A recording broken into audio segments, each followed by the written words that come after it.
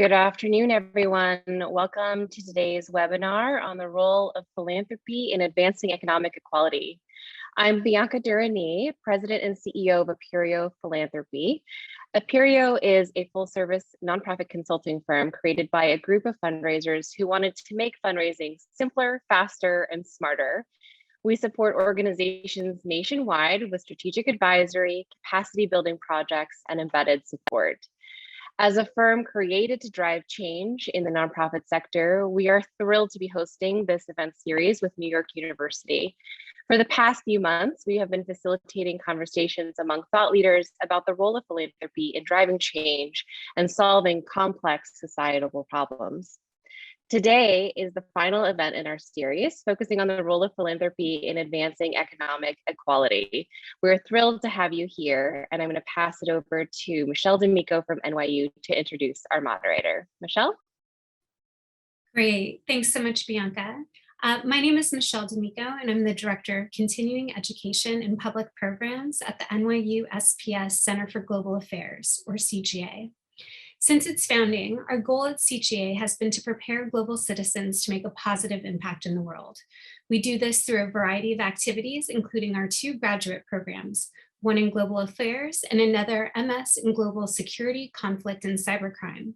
We also offer a wide variety of skills and knowledge-based continuing education courses and offer public events such as this that expand upon the topics we cover in our classrooms. We are very proud to be home to the George H. Kamen Jr. Program for Philanthropy and Fundraising. Through our open enrollment courses and certificate in fundraising and new certificate in digital fundraising programs, we offer professionally oriented educational options for those looking to enter or grow within the fundraising field. Courses are taught by practitioner faculty who bring their vast experience, expertise, and networks to the classroom. We'll send a follow-up message to all attendees, so please feel free to reach out with any questions you have. Additionally, we've reserved some time at the end of today's event for questions from the audience, so please feel free to submit them via the Q&A tool. And now, I'd like to introduce my wonderful colleague, Steve, who will moderate today's conversation. Steve Godeke is an independent consultant, practitioner, researcher, and educator at the intersection of philanthropy and capital, who teaches courses in impact investing here at the CGA and at the NYU Stern School of Business. So now, without further ado, I'd like to turn this over to Steve. The virtual floor is all yours. Thank you, Michelle, and very excited to be part of this, to be able to moderate this panel today. We're talking about a very timely topic, how philanthropy can advance economic equality. As we all know, the pandemic widened the wealth gaps across the US and around the globe. Today, the richest 10% of the world population owns about 76% of all wealth, while billions of people live in poverty.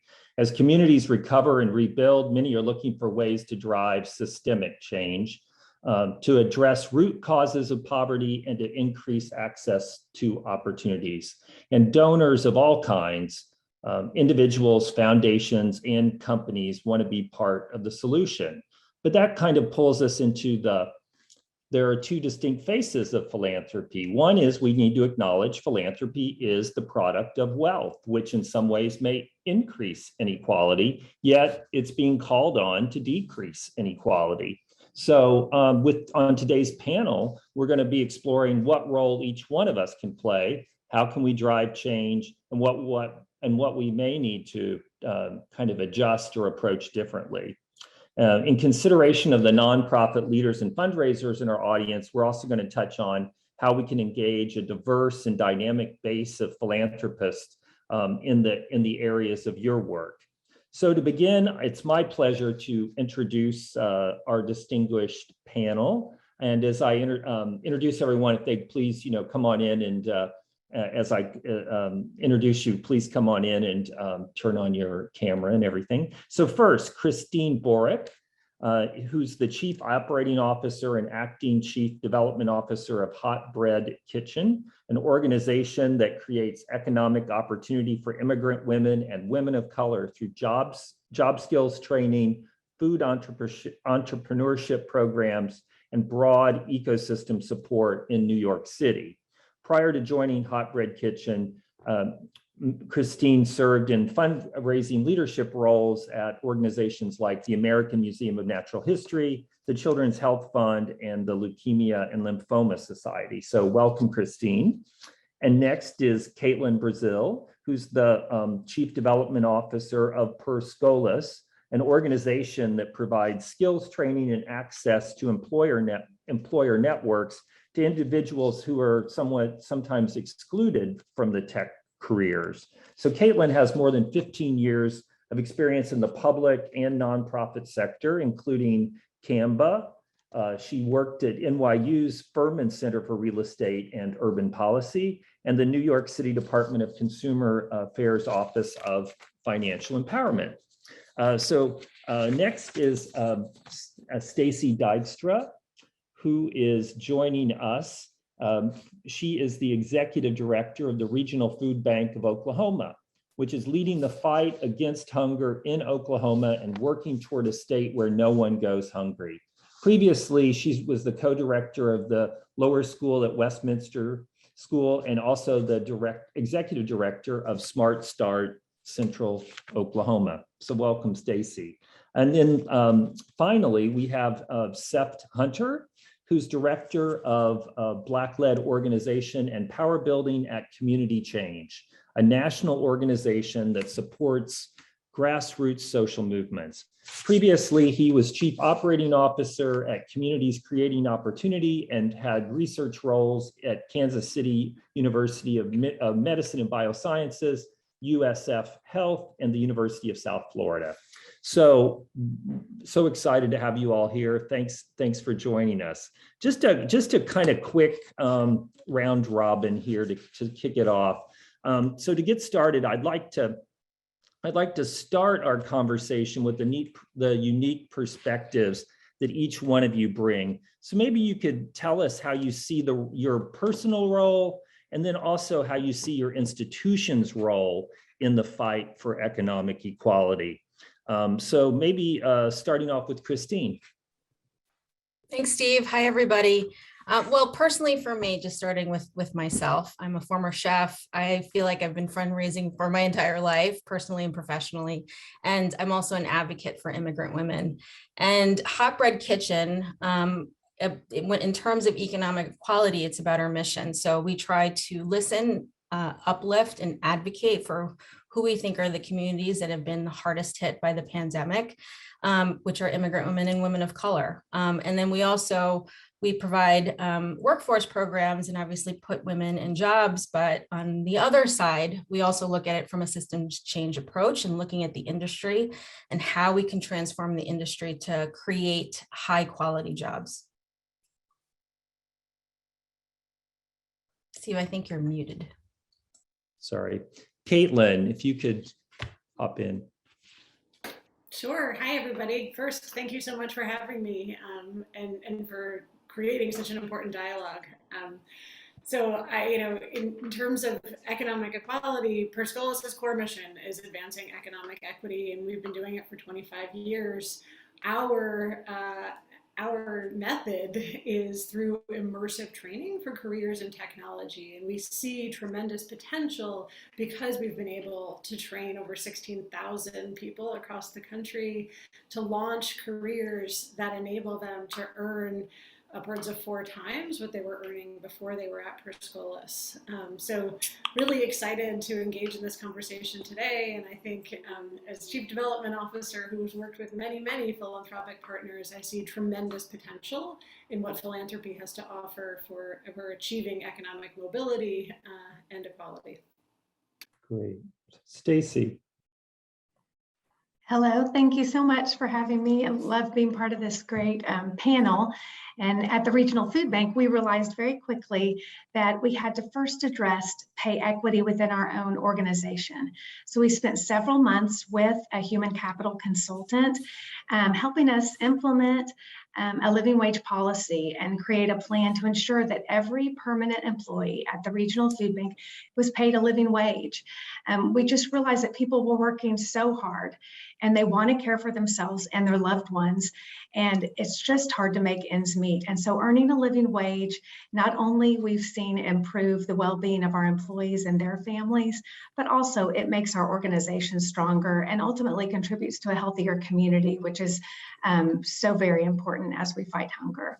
And so we're super excited about taking this step and sharing our journey with others in the business industry that might be interested in doing the same thing. Great. So, and then Seth. All right, good morning again to some, good afternoon to others. My name is Seth Hunter with Community Change. Community Change is a national organization based in DC. We've been around for more than 50 years. Founded in 1968 at a fairly tumultuous time in the history of this country. Really birthed out of struggle and a need for reconciliation and power building. We've been around, as I said, for more than 5 decades. Over that time, we've worked on so many different issues directly connected to equity and personal improvement. But in part, what has been most abiding for us has been a consistent and unrelenting focus on racial and economic justice. And it's precisely those 2 principles that still gird our work 5 decades later. So we work with organizations all around the country, really helping those organizations to build power, primarily in 2 specific ways. The first being through narrative power, and the second being through building electoral power, all focused on how do we then create the conditions where folks, especially individuals at the margins of our society, gets to access opportunity and get the opportunity to live with dignity. So I'm just really thrilled to be a part of this conversation this morning, to share as well as to hear from others. So thanks. I think that's so helpful to kind of get a sense of who you are and also like where your organizations are working. But maybe pulling back a little bit and kind of having a little bigger picture view. So I don't know, maybe for Caitlin, the term, economic equality is a very broad construct. Like how would you define what we're sort of all trying to work toward? It's such a good question, Steve, and I feel like it's one that I've been asking myself since my days at NYU, Wagner, which was, I realize now, 20 years ago. So when I think about inequality, I really think about what was laid bare in the pandemic in the last 2 years, right? Low-wage workers who had to keep showing up despite getting sick and even dying from a disease we didn't yet know how to fight. Layoffs and business closures stripping away the wealth in communities of color that had only just started to recover from the last financial crisis in just a matter of months. And women who simply couldn't handle working full-time and simultaneously caring for their families suddenly disappearing from the workforce by the hundreds of thousands. At Perscolas, we believe that talent is ubiquitous, but opportunity is not. And to me, that means that reaching economic prosperity requires recognizing that people's starting lines are miles apart. Our model is changing the trajectory of thousands of individuals in communities through tuition-free and rigorous immersive training for tech careers, but that only works because we support our learners with business professional skill development, financial coaching, alumni services that upskill and coach our graduates as their careers grow, and because we're working with businesses to reframe what tech talent looks like and how skilled and talented individuals can contribute, even if they don't fit the historical mold of a 4-year degree or a traditional career pathway. And I think that's how we see advancing economic equality. No, thank you. So popping over to Stacy. So the Regional Food Bank of Oklahoma, you've really been on the front lines, the response to the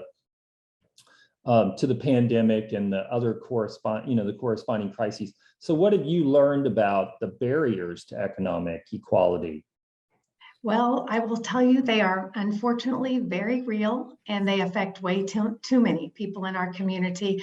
One of just so many stories I could tell you, but it just demonstrates for me how quickly this all happens. And it's a couple visited our Food and Resource Center for the first time after both losing their jobs early in the pandemic and finding themselves living in their car.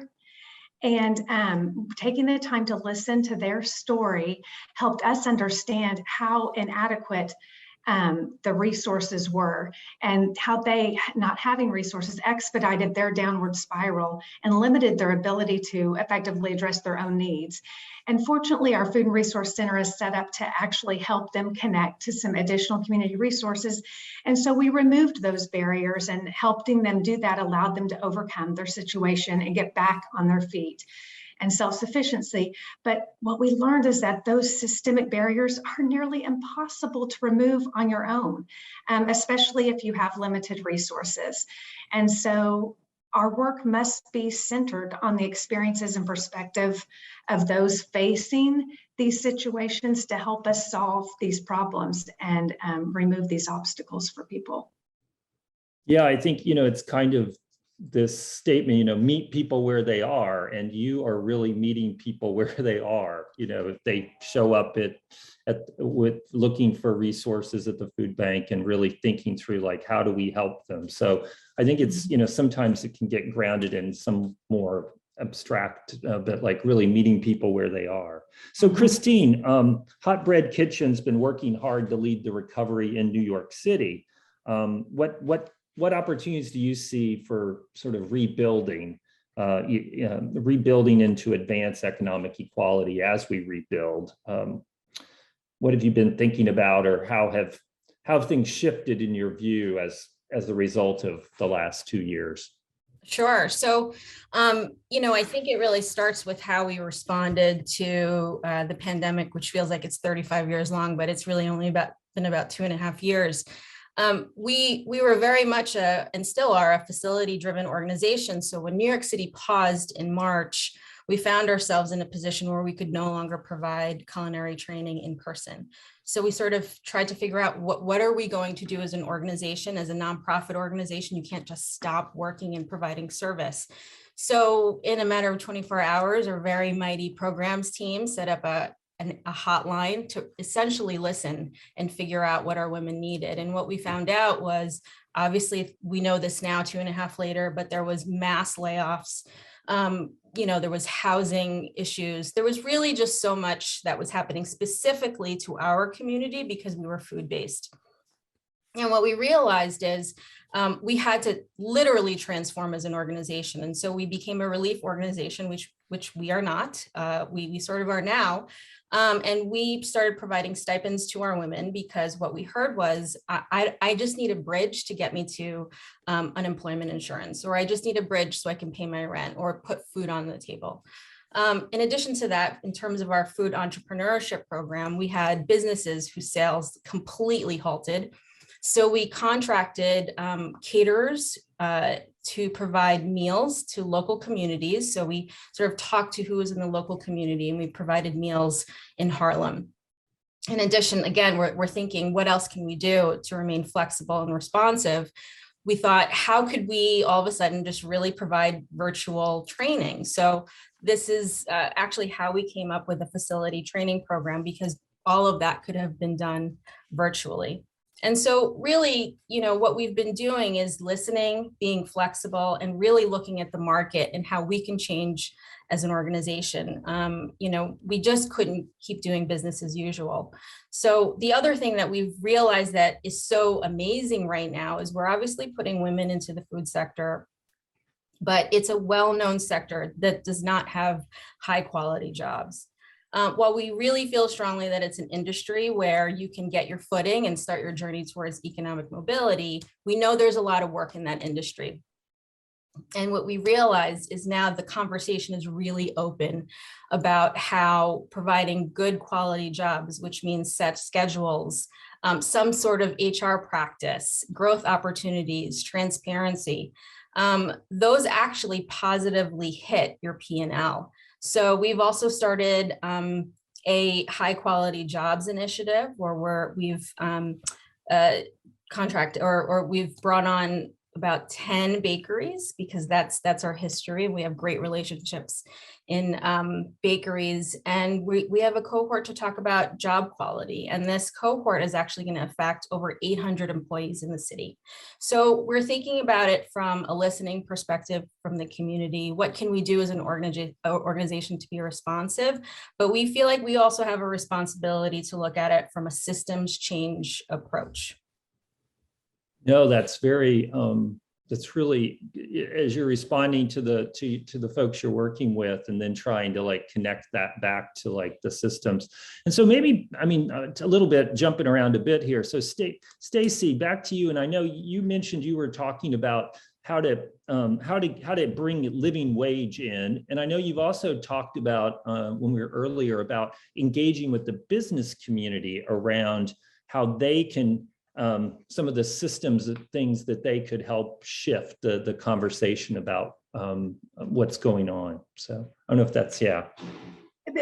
I think I know. And I wanted to say, I loved what Kristine was saying. I was actually taking some notes because at this point, and we have some more investigation to do. Right now we're having kind of initial conversations just to kind of feel some business people out, especially those on our board, to what this might look like. But the idea is, just like Kristine was saying, if a menu of options of ways that we better support our employees that are working so hard for us. And like Kristine said, it actually impacts the bottom line in a very positive way. So it's just win-win-win. It's just having the conversations in the right way, I think, to help businesses understand that, you know, they can be game changers for us in this. And really, I'm not sure we can do it without them. So we're just excited about getting to have those conversations. And we suspect there'll be one-on-one conversations, but we'll bring a group of businesses together who might be willing to be on the front lines and kind of our champions for that work, so they can talk to their colleagues, colleague to colleague. So Caitlin, your organization has works a lot with companies and bringing new people into companies. So how have you seen the dynamic shift over the last couple of years in that process? Well, I think that when you're developing a partnership with a company or anyone really, the first key is empathy, right? You have to understand, what is a potential partner really looking to achieve, and how does that align with your mission? And for scholars, our best partnerships are with companies who see the value of partnership from both a philanthropic perspective and a business perspective, right? So we work with companies like Tech Systems, which is a full stack technology company that's hired more than 500 of our alum. They, from a customized training perspective, helped us to launch into 9 different new cities where they could see the need for diverse tech talent. We have other partnerships that are major philanthropic supporters, but also help us provide insight into market trends and, what are the key skill sets and new occupations that we should be training for by serving on advisory boards or our national board. And then we have hundreds of companies who provide direct value to our learners by volunteering in our classrooms. So mock interviews, resume reviews, tech talks are a huge part of the way that we work with learners. I think one of the other pieces that, and one of the reasons I see these partnerships as really bi-directional is also that, we see it really critical that partnerships uplift the people that we're trying to connect to opportunity rather than denigrate. We went through an org-wide process in 2020 that we called Getting the Words Right. And we got feedback from our alumni, our learners, our staff about deficit-driven language and making sure that our terminology and the focus of our storytelling was showcasing the assets, the strengths, and the professional accomplishments of our learners and alums. And part of this process was some really clear and direct conversations with some of our partners. And interestingly enough, many of them actually made changes to their own language. And we ended up sharing our in-house training materials with a number of corporate partners that share them with their own teams. So, I think starting a dialogue about what a shared vision for what we want the economy to look like and what we want a workplace to look like really can result in moving the ball forward with partnerships.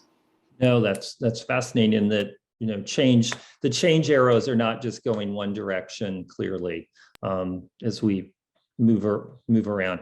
So Seft, like bringing you in here. So from your perspective, what role can donors, whether they're, major foundations, philanthropists, or everyday individual donors, play in what you're hearing here? I guess, nonprofits are adjusting, the people that we're serving, the communities, there's been so much change. So how could donors kind of change their mode of operating as well, or how should they be thinking about what's going on now?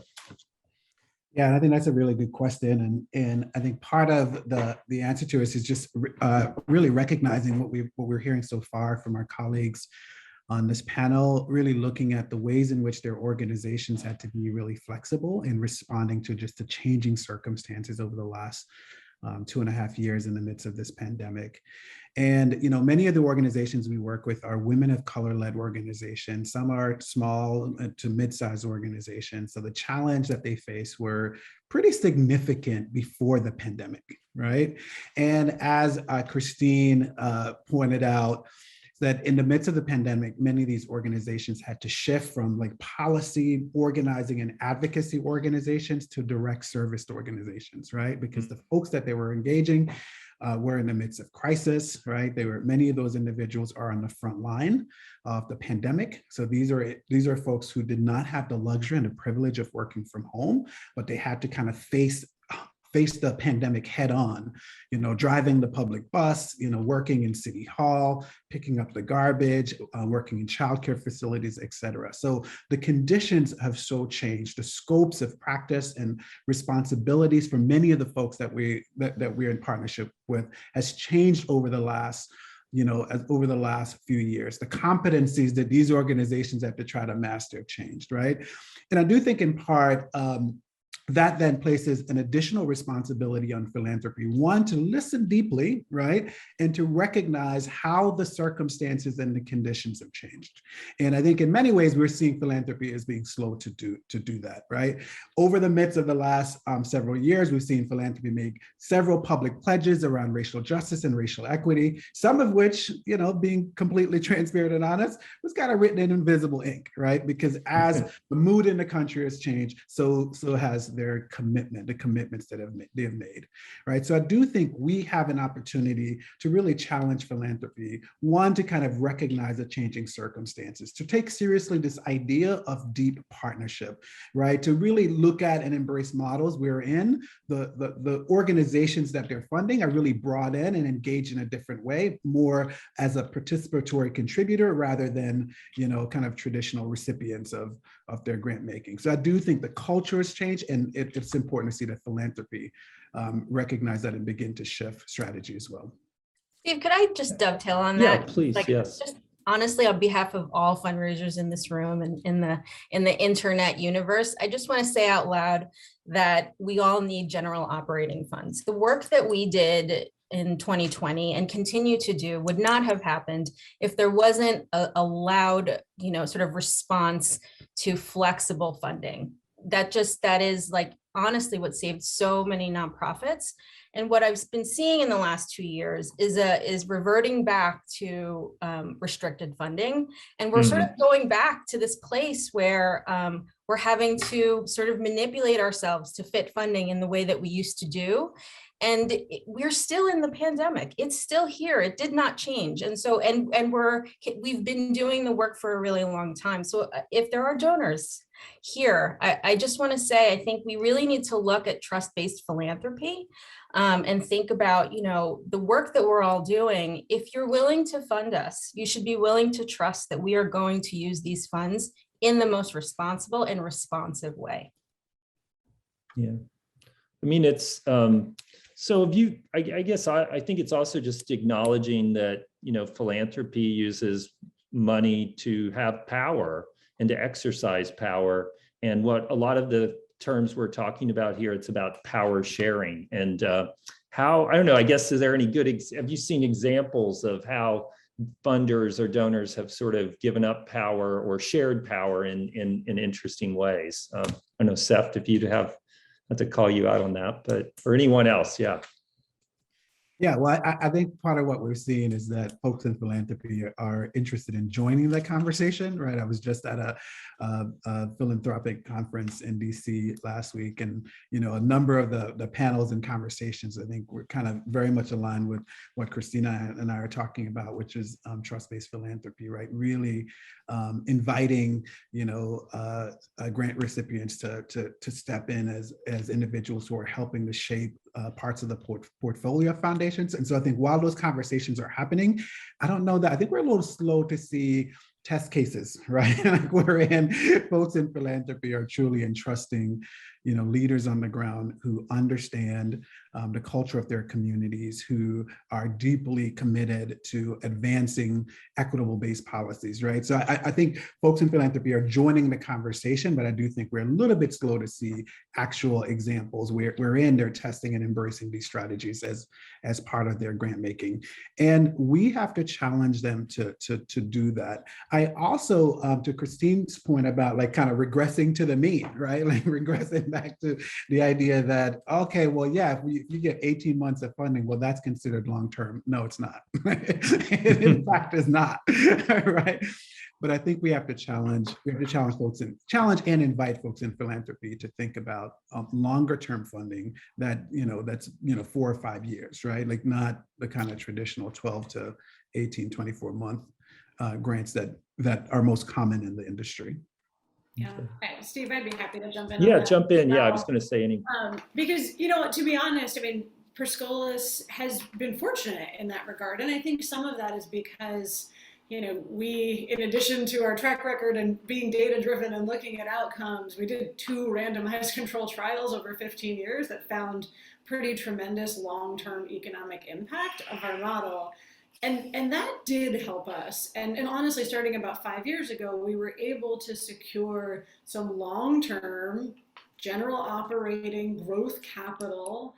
And that is what propelled us. I mean, we went from, when I joined Perscolis 5 years ago, we were training under 1,000 people a year. And this year we will train 4,000 people. Wow. And that, the catalyst there was some real trust-based investments, and those continue to support our work.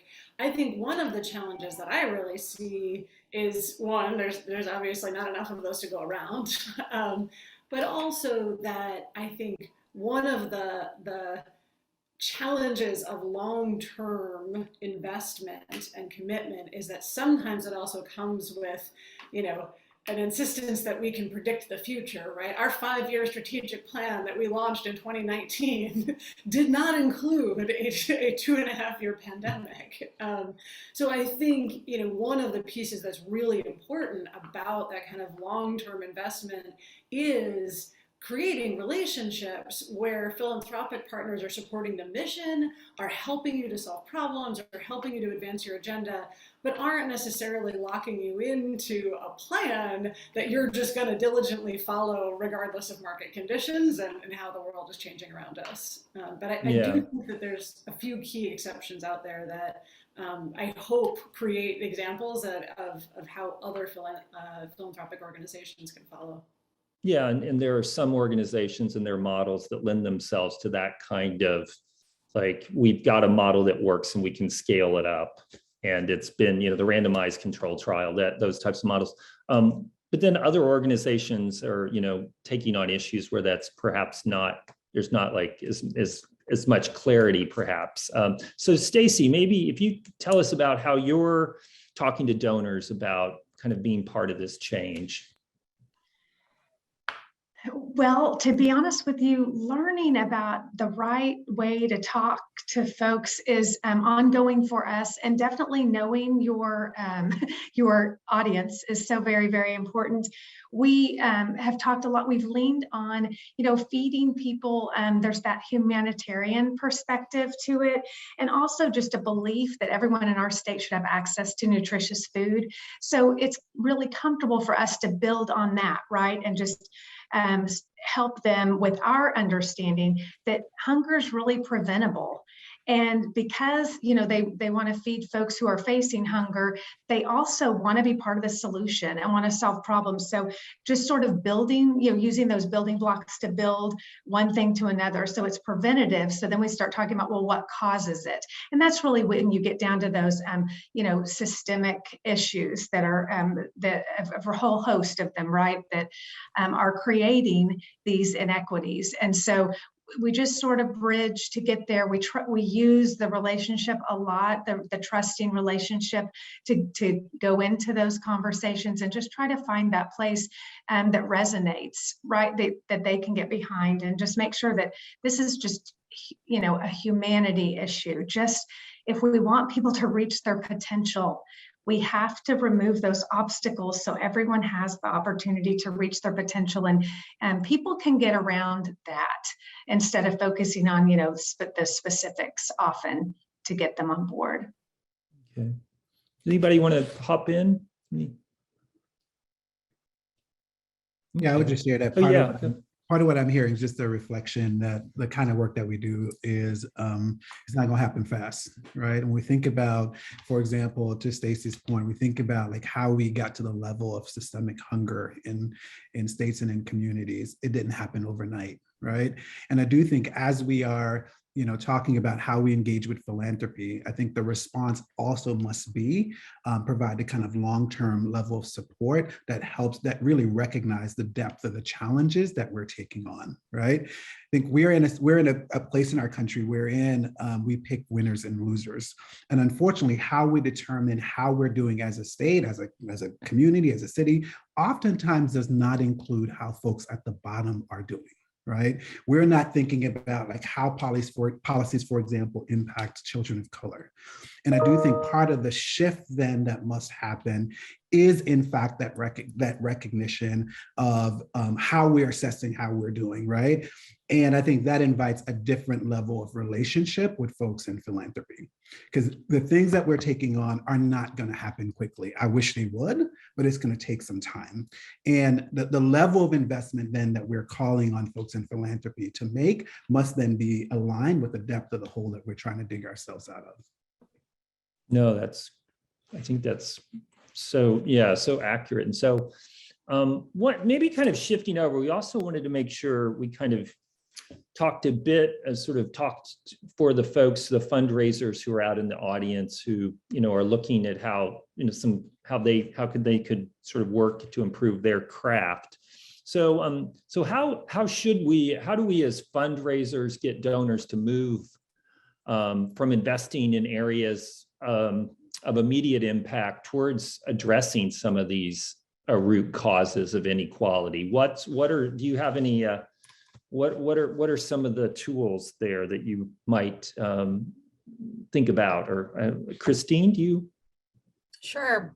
I mean, the way that we're sort of positioning our work right now is that we are aligning with New York City's recovery, and that's allowing us access to funding from, public and private sector, because obviously there's a lot of access going on right now for funding.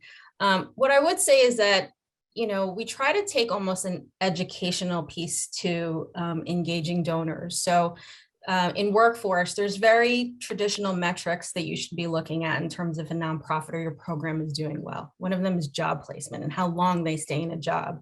In the last few years, we've been pushing back on that metric and trying to educate our donors to say, if we place this woman in a job and 6 months later, she was able to get another job where she, has the ability to afford childcare because she's making higher wages, or it's a better set schedule. It's not a toxic environment. We shouldn't be pinged because she didn't stick to this sort of traditional 1 year metric. And so we're constantly looking at sort of what is traditional and what people have been looking at in the workforce field. So I would say to the fundraisers, look at the metrics that are there. Do they still hold true, particularly in post-pandemic world? And try to take the point of view of educating your donor, because first of all, you're going to form a really great relationship with them, because you're going to let them see into what you're calling as the root causes and how we're pushing back, and makes you look like really smart in the room, which is great. But, I think we also feel like that's our job. Like we obviously provide services in the industry, but it is our job to educate about our mission. So I would sort of talk about pushing back. As fundraisers, we don't love to push back. We kind of do the opposite. But I think in this way, it's a brand new world. Okay, no, that's so Caitlin. And we've touched on this a little bit already, but your organization partners with companies. What advice would you give to fundraisers who are trying to develop those kind of strategic partnerships? Well, I mean, I think kind of building on what Kristine just said, I think in any kind of partnership, right, whether you're talking about corporate or whether you're talking about foundations or individuals, you need to start with the vision of what you are trying to accomplish, right? So when we think about what would it look like if we were wildly successful, we imagine a tech sector that actually reflects the customers it serves, right? And the reason we think that matters is because technology is one of the fastest growing sectors of the economy, because there are tremendous opportunities for career advancement, even for people without bachelor's degrees.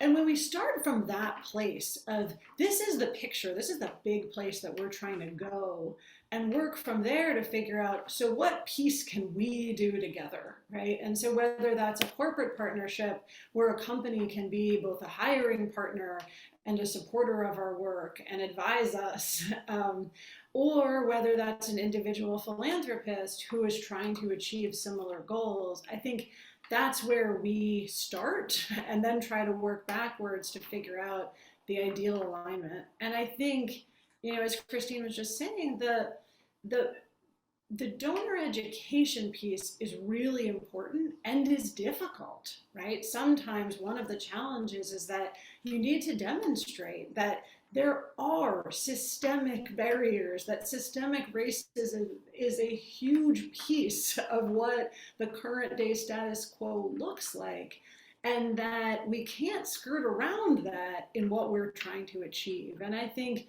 that can be difficult as a fundraiser, but can really result in the kind of partnership that is more long-term and that is more invested in the mission than some specific program that was sort of branded and tailored to a particular donor.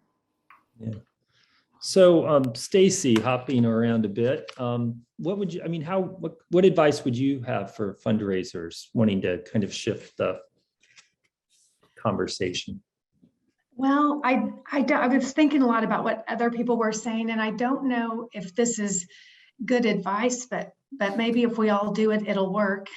and that is what we've realized is, I've heard people say said it one way, and Kristine said it another, but the point is that this is an effort that's too big for any one of us to do alone.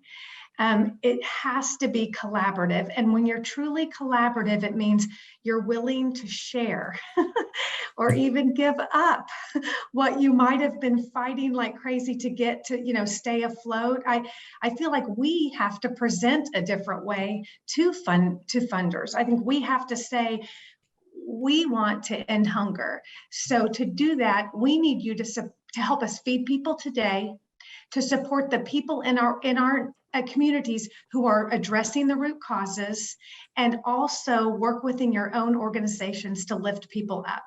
So we need you to make giant contributions in a variety of ways, right? And that feels scary because we're used to just asking for money for our work. But the reality is we can't do all this work. We have to have everyone doing the work. And so I call us, we're going to be very brave and very bold as we venture into this, raising money, but for everybody, not just for us. Thank you. So, Seth, what would you add on from your somewhat different perspective? Yes. Yeah. And so as community organizers, we use certainly a number of tools, one of which is storytelling, right? And I think that's actually one of the tools I would draw on. So part of what we are trying to do is to both build awareness and concern, right? So I imagine you're driving down the highway and you could tell something's happened up ahead, but it's a little too far, so you could keep looking at your phone and talking to the folks in your car. But at some point along that journey, you're going to get close enough that you could see that something is happening on the side of the road, and we each will have to make a choice, right? Do we stop? Or do we kind of turn our head and say, okay, well, this is not really our issue? So I do think in part, like what we're doing is calling folks in, right? It's, calling folks in both to see as well as to hear, with the idea that once you see, you cannot unsee. Once you hear, you cannot unhear, right? And that then creates an opportunity to act and to respond. There is a place in this fight for each of us, and I believe that to my core. Part of what we have to do is identify what is that on-ramp, right? What is that on-ramp for our philanthropic partners? And in essence, that's what we do as organizers. That's what we do as nonprofit leaders, is to create pathways wherein folks are able to invest and to help us kind of address the systemic need that exists in our communities. No, that's great. So call folks in to hear and see and to act and respond. I mean, there's not more than we could say about that. We're going to shift over to some of the audience questions, and this one that's really, and it's kind of takes it back a bit to a somewhat higher level. It's here. In many places, extreme economic equality. Extreme economic inequality causes disorder and crisis. Is philanthropy's role then to be a Band-Aid to maintain the stability, or is it to go beyond and to really create equality? It's kind of that old, the two sides of philanthropy. Is philanthropy like the pressure valve that like lets off the pressure so the system doesn't have to change? Or can philanthropy actually be an agent for dramatic change? Kind of a high level, kind of a little abstract, but anyone want to pop in on that one?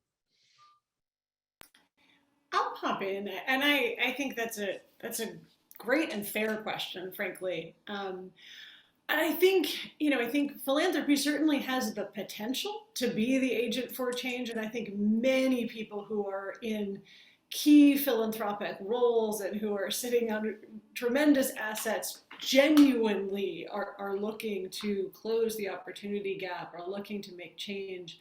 I think the challenge is sustained interest and commitment. I think one of the biggest challenges that I see in philanthropy is the jump to the next shiny object, right? The not finishing the one problem that you focused on before you move on to the next. And I think the challenge there is that if we're not intentional and tenacious about closing the inequality gap, it just keeps growing. And so it's not just a matter of, are they, trying to just be a pressure valve, but if you can't stick with the longer term effort, then you'll never achieve actual change.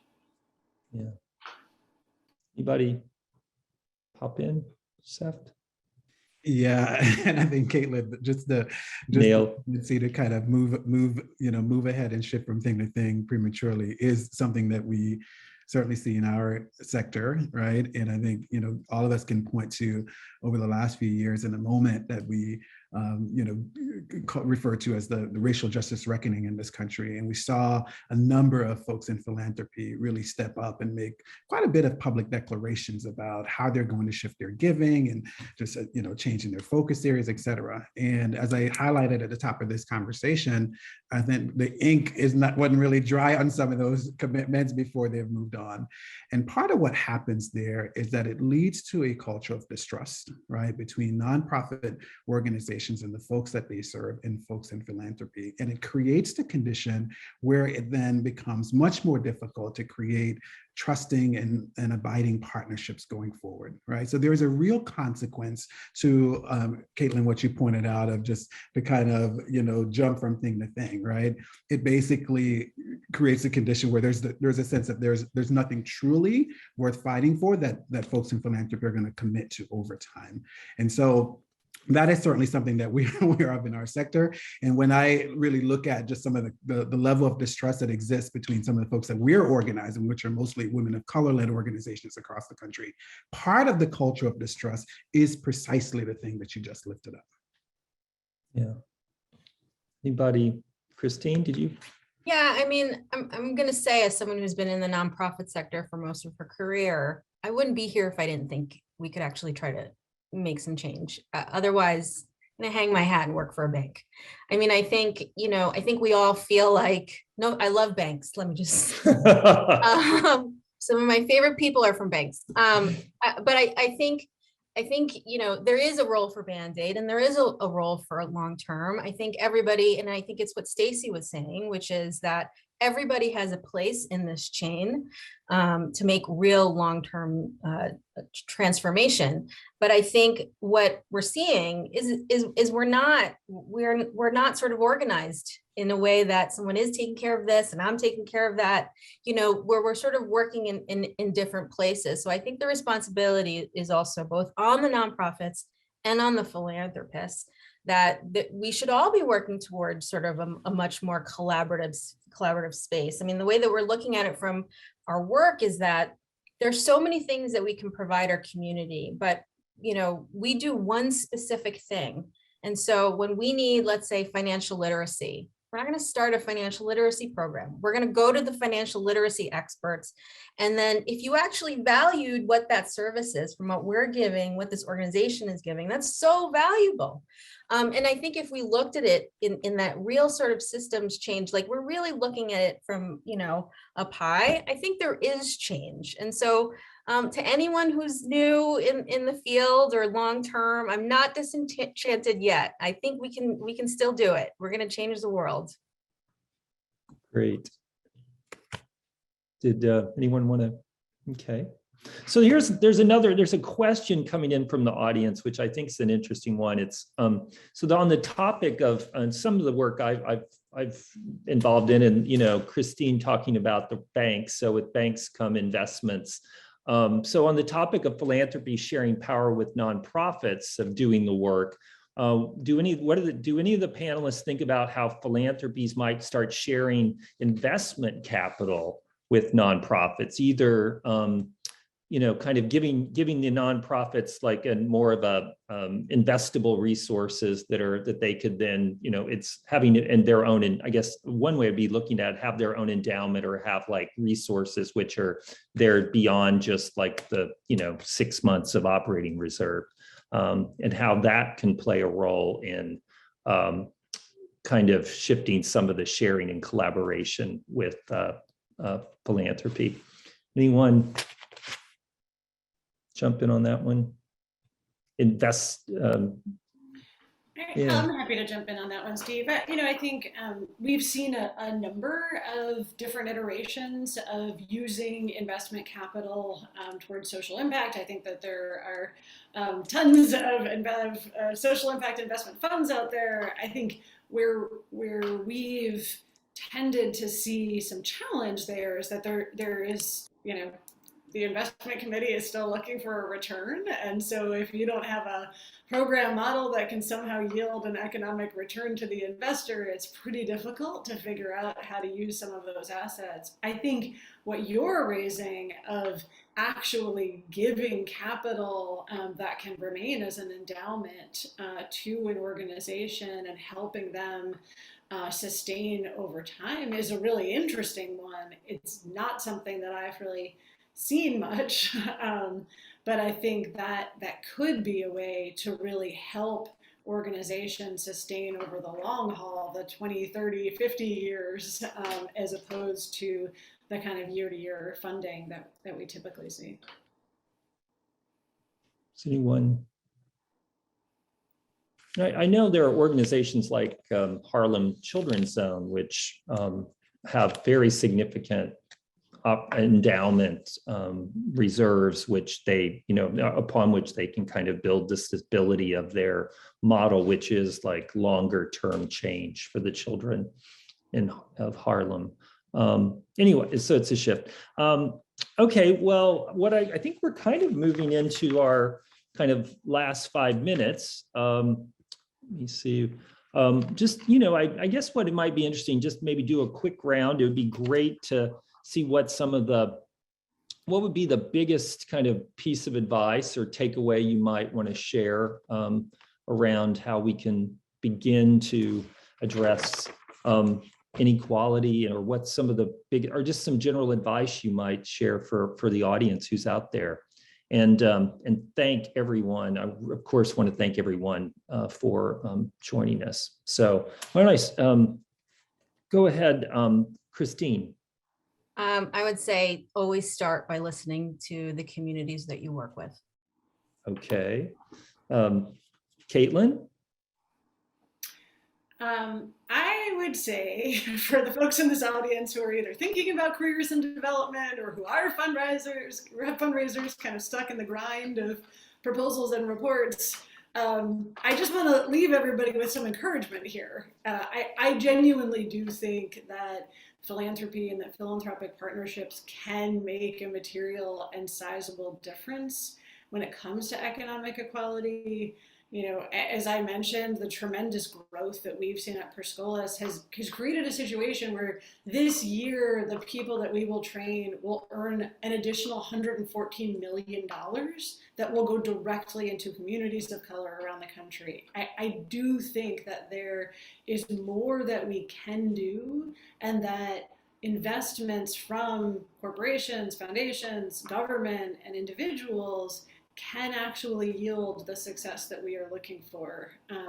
So I'm grateful to our partners who invest in that work, and I just want to encourage everybody to stick in there. Kristine, you've got it. I'm also 20 years in the nonprofit sector, and I'm still convinced that we have the potential to make some tremendous impact together.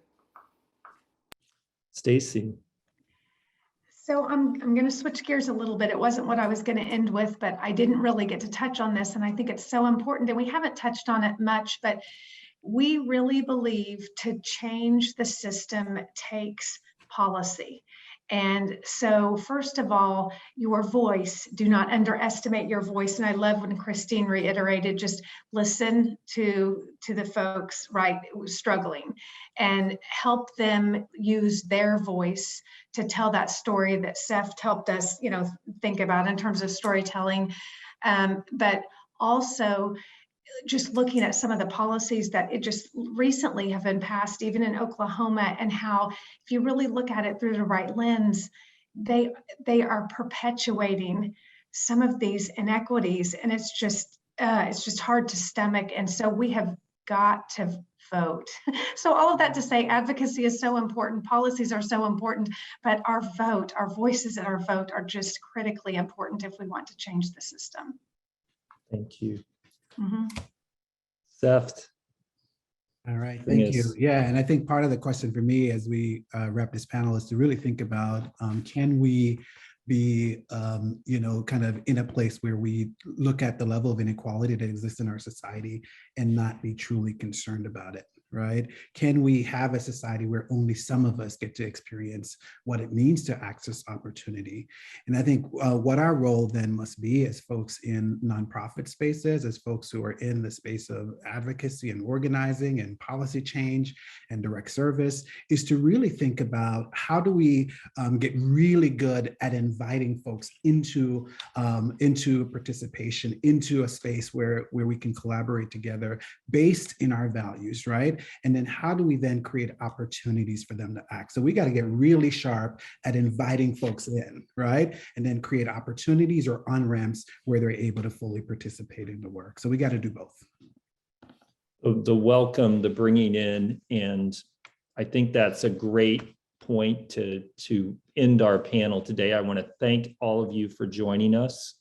This has been really engaged and helpful for me to help think through some of the things I've been thinking about, and I appreciate the panelists participating. So with that, I will hand it back. I think I'll hand it back over to Michelle. Great. Thank you, Steve. And thank you so much to all of our panelists and to you, our audience, for joining us today. A lot of great information and insights and advice and analysis took place today. So I hope everyone was taking notes.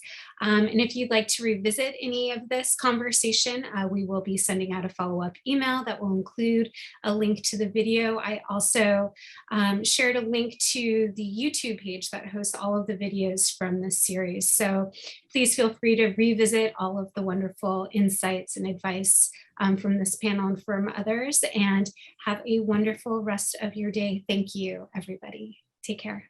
Thank you. Thank you.